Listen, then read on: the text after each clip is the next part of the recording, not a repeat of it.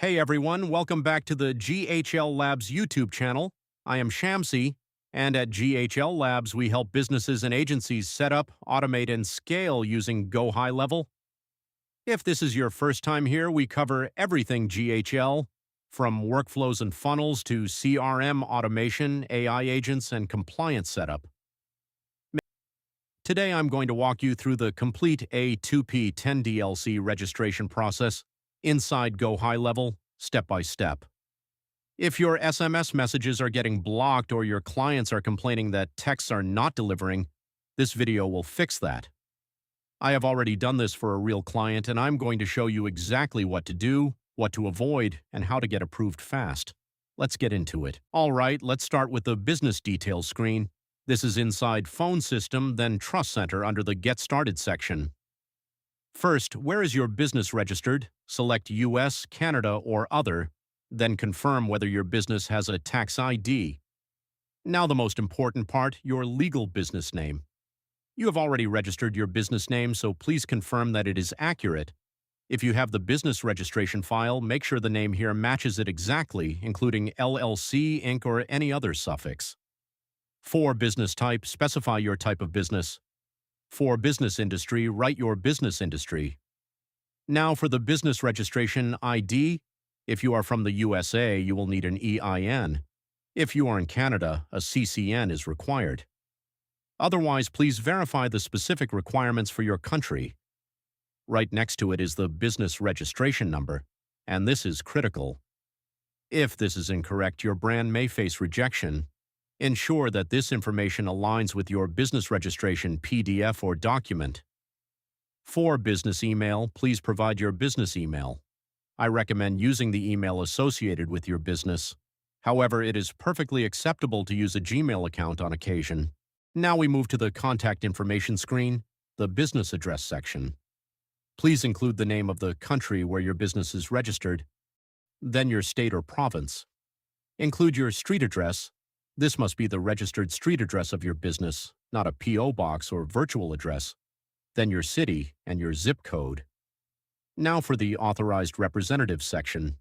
You can incorporate a representative first name and last name, or simply use your own name or the name of the agency owner. For the email field, this is important. Add the representative email, or just add your own email if you face the issue of OTP verification. This is where the verification code will be sent, so make sure it is active and accessible. For job position, include your role within the company or specify the position of the account owner in that space. Next is messaging volume. Choose the option that best matches your business texting needs. You will see two options here. Low volume gives you 6,000 segments per day with a one-time fee of $24.50 and a monthly fee of $11.03. High volume gives you 600,000 segments per day with a one-time fee of $72 and the same monthly fee of $11.03. We will primarily utilize the low volume option. However, if we need to make any changes in the future, we can initiate a support call with GHL, and they will increase the limit for us. Now on the registration flow screen, you need to choose your registration flow. Always go with Quick Setup. This is the recommended option. It is the fastest path to approval, no configuration needed because fields are pre-filled, lowest risk of compliance mistakes, and it is the best choice for most standard campaigns. Most businesses complete registration and get approved within 48 hours using this option. Now we are on the chat widget setup screen inside campaign details. First, select your messaging use case, in this case, marketing/promotional. Then add your business website URL. Next, step 2, copy and install the widget code. You will see the embed code here. Copy it and place it within the body of your funnel or website. This is a script tag from leadconnectorhq.com. Copy it exactly as shown. Now this is very important. Per the new guidelines, please refrain from including the phone number and consent boxes in any form that you will attach to your funnel. The widget is the only thing collecting consent on that page. Finally, the website compliance check. Check the box confirming that only the chat widget collects phone numbers for SMS opt-in consent on the website URL and that no other forms exist on the page. Now let me show you where to actually paste that embed code inside GoHighLevel. Go to Sites, then Funnels. Open your funnel, in this case the A2P compliance website.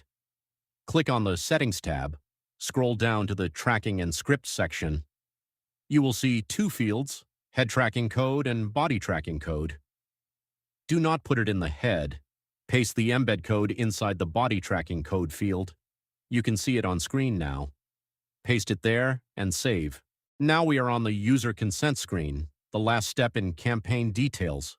Fill in your use case description, your sample messages, how contacts opt in, and your opt-in message. Then scroll down to the business website compliance checklist. You need to check all of these boxes, every single one. As shown on screen, my website is live and does not give any 404 errors. I have made sure my TOS and privacy policy are added to my website. I have made sure my address, business email, and phone number used to verify the brand are present on the website. I have verified there is no mention of affiliate or buying of leads on my documents or website. I have successfully integrated the chat widget code into my website. I confirm that no forms collecting phone numbers or SMS opt-in consent exist on any page where the chat widget is embedded. After considering everything mentioned above, GHL's own AI will review these aspects to ensure they are correct on your funnel or website. At the moment, I have encountered an issue because my widget was missing from the site. The compliance review pop-up showed chat widget compliance has failed. Multiple opt-ins passed, but the chat widget check did not. You cannot proceed until all compliance checks pass. So resolve the issue, make sure the widget is properly embedded on your live site, and then resubmit to review again. After adding the widget correctly to the site, I clicked Review again, and this time it was successful. Both checks now show green. Chat widget compliance, passed, lead connector chat widget integrated on website. Multiple opt-ins, passed, no forms. Collecting phone numbers or SMS consent were found on pages where the chat widget is embedded. Now you can click Proceed. After clicking Proceed, a final pop-up appears. Submission review confirmation. Checkmark both of these boxes. The first confirms that no forms collecting phone numbers or SMS opt-in consent exist on any page where the chat widget is embedded, including contact forms, lead forms, landing page forms, and appointment forms, and that you understand failure to do so will lead to a rejection. The second confirms that you understand you may be charged for rejected submissions caused by non-compliant submissions. Check both and click Confirm. Now, as you can see on the Trust Center dashboard, branding is in progress, and it relies heavily on your business profile data. It is essential to ensure that your business information is always accurate.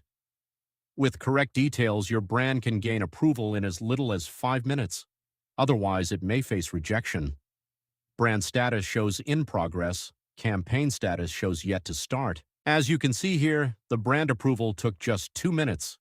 However, if your business information is incorrect, it will lead to a rejection. So always double-check everything before submitting. Brand status is now approved. Campaign status is still in progress. And finally, as you can see here, this has been fully approved, although it took nearly 3 days in my case. I forgot about it, and after the holiday, I received the notification, which contributed to the delay. While it may seem like it took almost 5 days, that is all right. Our primary objective was to secure A2P approval, and it has been achieved at last. Brand status approved. Campaign status approved, both green. Your client is now fully A2P compliant, and their SMS messages will deliver without issues. Thank you for watching. If you found this video helpful, please give it a like. It really helps the channel. And if you want to stay updated with more GHL tutorials just like this one, hit that subscribe button and click the bell icon so you get notified every time we post. If you are interested in the GHL Labs snapshot for your agency, drop the word snapshot in the comments below and I will send you the details. And if you have any questions about A2P registration or anything GHL related, comment below and I will personally reply. See you in the next one.